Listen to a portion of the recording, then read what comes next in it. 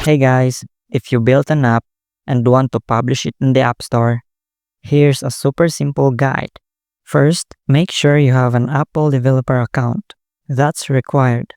Then open App Store, connect, and create a new app entry. Fill in the name, bundle ID, and other basic info. Next, prepare your metadata. Write a description, choose keywords, and upload screenshots that show your app in action. After that, go to Xcode, achieve your app build, and upload it to the App Store Connect. When it's uploaded, go back to App Store Connect, pick the build you just sent, and fill in the app rating, privacy policy link, and availability settings. Finally, click Submit for review. Apple will review your app, and once it's approved, you can release it immediately. Schedule a release or do a paced rollout. And that's it.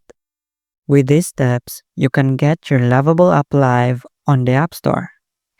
Good luck and happy launching!